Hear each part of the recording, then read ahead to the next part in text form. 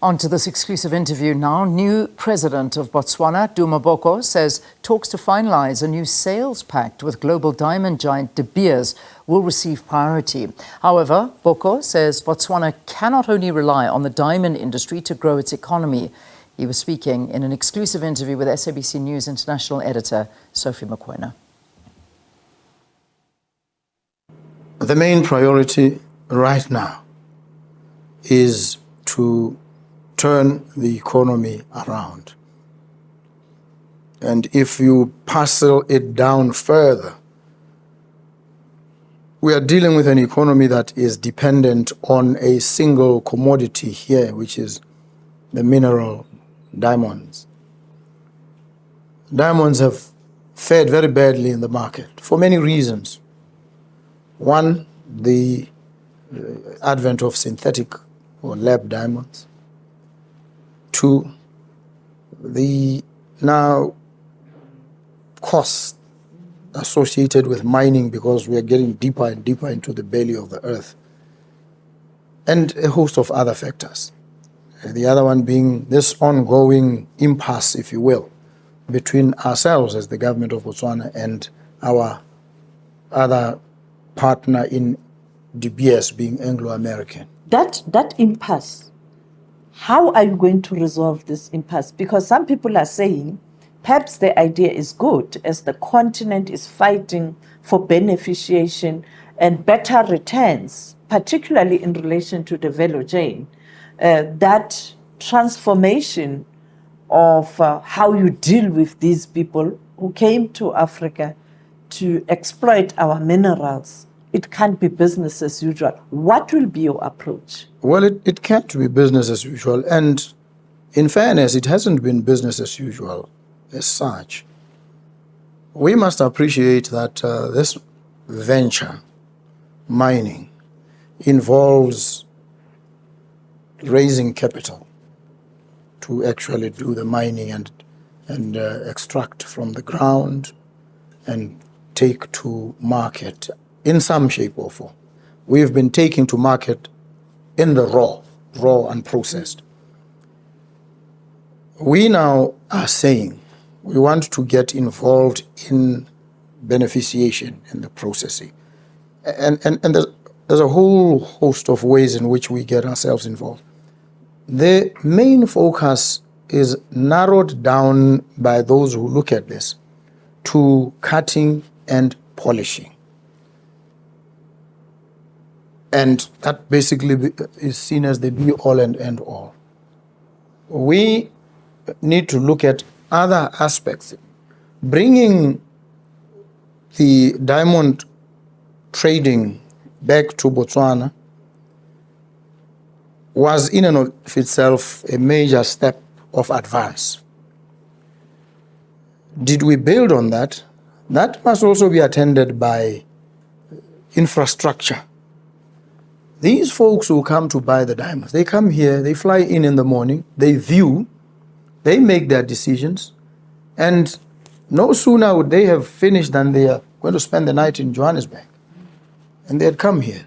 So how do we keep them here for a day, 2 days, 3 days? How do we then even take them from here, from viewing and making their decisions and purchases on diamonds to our tourist areas? Because they're already here. It's easier for them to go to the Okavango. It's attractive, it's appealing. So we need to find a way of ensuring that we link up all these sectors in order to have them come here and then go to support our tourism. That is one. Two, we also need to have associated or allied facilities for training. Botswana has been mining. It has generated expertise. It has trained its people. And it has a lot of skill and expertise in mining, in metallurgy to offer to the world. So we need to locate those skills here and make Botswana the center for the world in relation to the acquisition of these skills so that we are able to benefit. So there's a broader array of aspects in which the concept of beneficiation could be deployed, not just in the narrow sense of cutting and polishing. Now, the transition that we've just witnessed does a lot of things for the country. The first thing it does is it cements our place as a robust, tested democracy. It does this because in this instance, we had a party that had ruled for 58 years that did not expect to lose. By all accounts, all the analysts in this country and elsewhere were emphatic that the BDP was going to win. We go into the elections. No sooner has the counting started than it becomes evident that the BDP is losing. What does a person who's sitting there and who has the power to affect the process even as it unfolds, what did he do? He called you. He assesses, he accepts. Now that's no small feat. He accepts that the democratic process is going in a particular direction. It does not occur to him that he can go against it. It doesn't. And this is critical because if we were saying, no, he called his security chiefs, he did an assessment and they told him it would not be good. No, none of that happened. The person himself is sitting there, sees what is happening, and it comes naturally to him to understand that what this means is there will be a new president at the end of this process. He reaches out. He talks to that prospective president, that potential president, and he says, congratulations, your party seems to be doing very well. You seem poised to win. We are still hopeful that we may bounce back, but congratulations all the same. That is a powerful, evocative statement and act about the substantive quality and depth and strength of Botswana's democracy. And this has happened. And it goes on through, the counting is going on. In the evening, he calls. The counting has not been finished. It will finish around the afternoon of the next day. But the pattern is emerging. He says, I can see how it is developing. It hasn't reached there yet, but I will concede. I want to assure you that I will readily concede. What kind of person behaves like this? A person who's steeped, who's entrenched in the values of democracy. And it goes on. The following morning, before it is concluded, he goes and he concedes. So what this must tell the world, and I believe it has, because now the world's attention has been drawn to this country. It says there was never any doubt. All the anxieties, the dread, and fear that anybody may have harbored or nursed was without any meaningful basis. Here is a country that accepts seamlessly. And this goes, the president has conceded, everybody now, and he says himself that I had to counsel some of my members. Some of them broke down. I had to tell them that this is happening. This is democracy. So you must respect and respect deeply a person who behaves like this. And it goes on. He doesn't impede. He doesn't obstruct. He hands over. He makes himself available. I was with him yesterday. We talk. I'd called him in the morning, wish him well, and tell him I look forward to seeing you at the inauguration. He was there, and we had a chat together. So it says to the investor, you are safe investing in Botswana. Change of government does not affect your circumstances. This republic is bigger than individuals who happen at any moment in time to be its leaders. So this is a powerful statement. Mr. President, still on the issue of diamonds, in terms of the talk, the issue of the shareholding, there was a proposal in terms of changing of the shareholding structure with De Beers, or now I can say those who have taken over De Beers. Do you agree that you have to change the agreement? Look, the agreement is being discussed now. The shareholding in De Beers, as we sit here, is 15% held by the government of the Republic of Botswana and 85% held by Anglo in all its other shape and formations. If, and in any corporate or commercial setting, Botswana wants more shares, it obviously will approach the majority shareholder and say, we are ready to buy. Let's do a valuation. We want to buy 30% of your shares. Why buy? Buy because this is the shareholding. It's proprietary. The 85% shareholder is a property holder. These shares, incorporeal property that they are property. So if you want to acquire somebody's property, you've got to pay compensation. That's what the Constitution of this republic says. That's what property law dictates. So you're going to have to go to them and engage. Are you going to do with that? A view to? That's a different proposition altogether. The real proposition right now is Anglo has taken a decision that it wants to sell its shares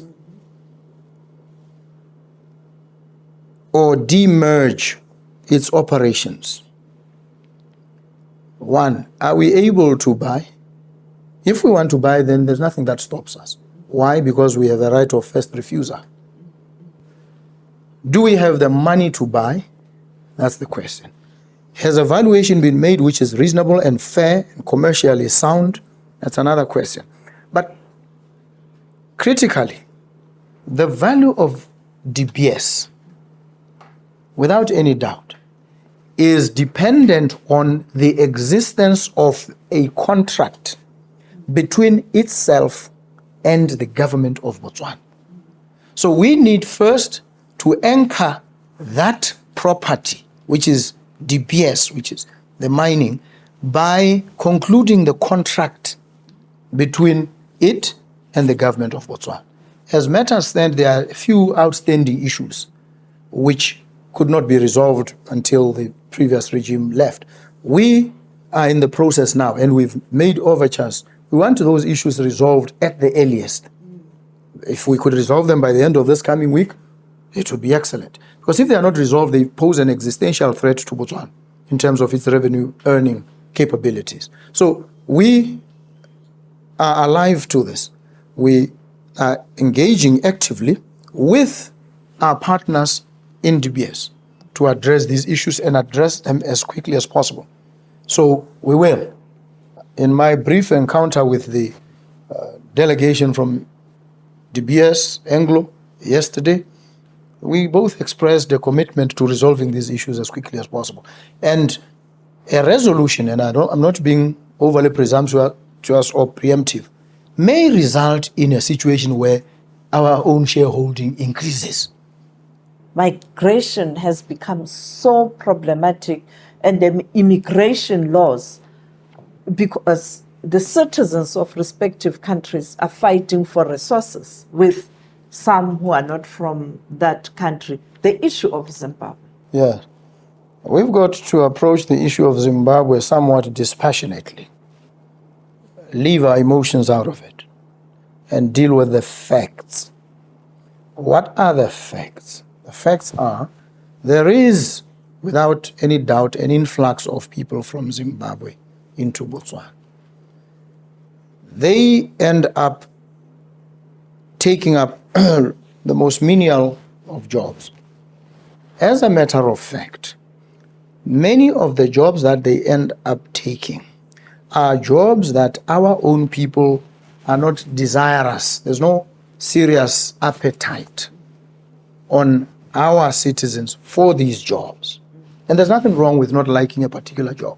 And therefore, when an opening arises, you're not interested. But we also must acknowledge that there will be somebody else, either out of desperation or whatever reason, who will be interested in taking this job. And so that person comes in, without any doubt. How did this person come in? They came in illegally. But they are doing the job. They are already here. What do?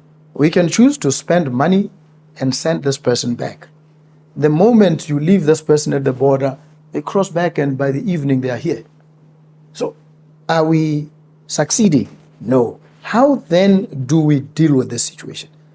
We could deal with it and when they are illegal like that, because they are hiding, they end up involved in crime. They end up exploited. And this exploitation makes it even more unappealing because they will take this job for next to nothing. And so the employers, those who have these jobs, who are hiring them, prefer them to citizens because the citizen will want more. So there is a demand for people who will work for a pittance. So they themselves are exploited. Why are they exploited? They are outside the protection of the law because in the first place, when they came in, they placed themselves outside the protection of the law. So we want to deal with this thing and say, let us allow you to come in legally. This is not to go and invite and say, just come and run us over. No. It means you are not saying open borders. No. We're not saying that. We are saying we recognize the challenge. Let us deploy strategies and approaches that are appropriately fashioned to deal with it so that they do not pose a security risk to us and to our people. Then they can be within the law. They can be controlled either by way of a temporary work and residence permit or a much longer term work and residence permit. We can control, we can manage them, we can account for them. How are you going to resolve this problem where South Africa can't export some of the products to Botswana? Yes, it's an issue that is capable of causing problems if it hasn't already. We are members of a customs union. There are certain rules and regulations governing members or parties to a customs union agreement. There's a dispensation there in which nascent industries are protected. There are guidelines, bright lines on how this protection is invoked. The question then would be whether Botswana, in doing what it has done, which is impose the ban, has operated in accordance with the requirements of the agreement and is protecting any nascent industry in accordance with the terms of the agreement. If that is not the case, then we need to go back to what the agreement provides. But aside from the agreement, we have a relationship, a neighborly relationship. South Africa is our trading partner. I think Botswana is South Africa's biggest trading partner. So we offer them a market.